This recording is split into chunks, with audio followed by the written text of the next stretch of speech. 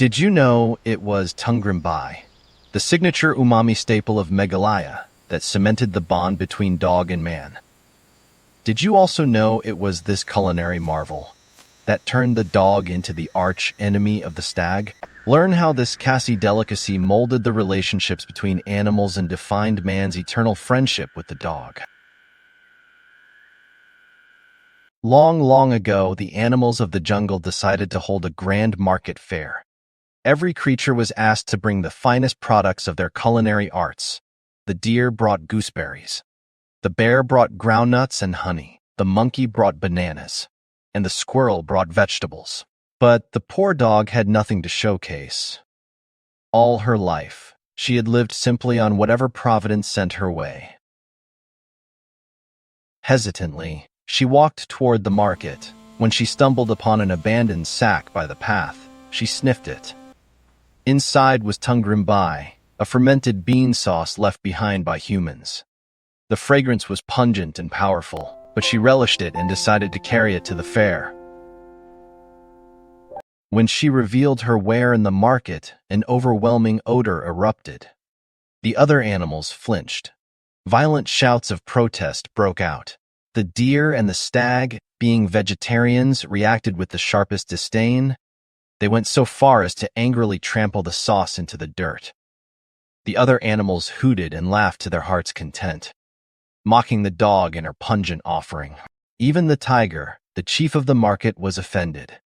The fair descended into such chaos that it was forever named Lori Laura, the market of chaos.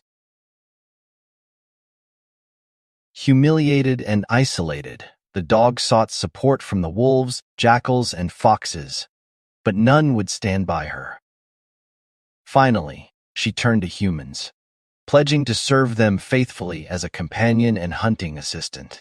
From that day, dogs have served humanity, never forgetting their vengeance against the stag, who was the first to trample the Tungrymbai. The tale explains not just the origin of Tungrymbai, but the deep-seated cultural perceptions that surround it to this day. The chaotic market perfectly captures the double-edged nature of Tungrymbai, beloved by those who grow up with it, overwhelming to outsiders, and confirms it is an acquired taste. The fact that the animals in the story could not bear the smell, yet the dog, and by extension the Khasi people, treasured it, speaks about how food becomes a marker of identity. What repels some becomes home to others. Before we dive deeper, dear viewers, hit subscribe and join our Explorer community. The bigger our team, the further we journey into these stories. Thank you. The Khasi practice of fermenting soybeans not just reminds us of Naga Akuni. It reflects a deep, intuitive understanding of the nutrition and health benefits of fermentation. Preparation of fermented soy.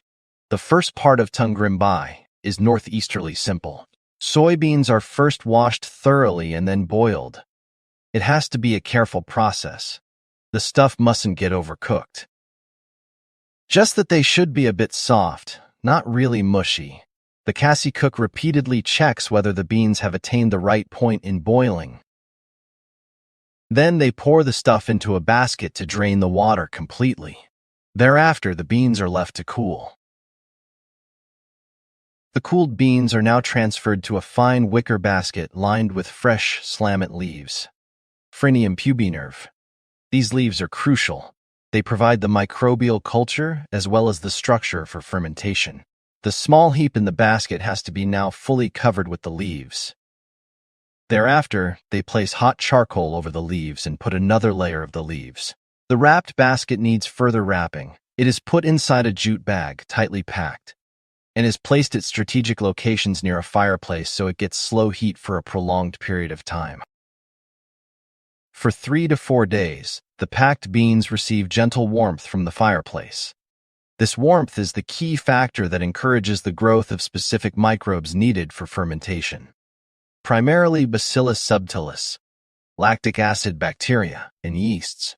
After fermentation is complete, the beans are taken out and crushed using a mortar and pestle, flong and cinrai, until they form a semi-coarse, almost pasty consistency. And there it is ready. the signature Khasi umami. In terms of nutritional value, Naga Akuni and Khasi soy ferment are nearly indistinguishable. Both are fermented soybeans, serving the same dietary purposes, providing high-quality protein and essential nutrients including antioxidants. Besides protein and some fat, they both provide fiber, carotene, and folic acid. Both show improved amino acid content, vitamins, and polyphenol content, much more than unfermented soybeans. While Akuni is widely known to the world outside the Northeast, Tungrymbai remains mostly a localized delicacy within Meghalaya. It hasn't been propelled into the national or international media. Akuni even made it to the silver screen, of course after coming to headlines in Indian metros for several, mostly hilarious, reasons. Its Khasi counterpart, however, remains a local craze, open only to visitors to the beautiful landscape of Meghalaya. There are interesting reasons behind this cloistered existence. Khasi and Jaintia people of Meghalaya often prioritize staying homebound due to deep-rooted cultural ties to their ancestral lands and matrilineal traditions.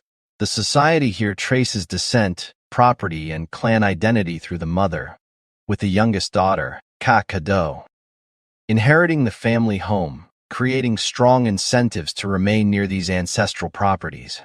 Rather than migrate, men manage external affairs but return home, reinforcing community bonds in the hills where clans or shikpo and extended families form tight-knit support networks. Geographic isolation in the Khasi Jaintia Hills fosters a profound cultural connection to sacred landscapes, like living root bridges and Nongkrem dances, which tie rituals to specific locales.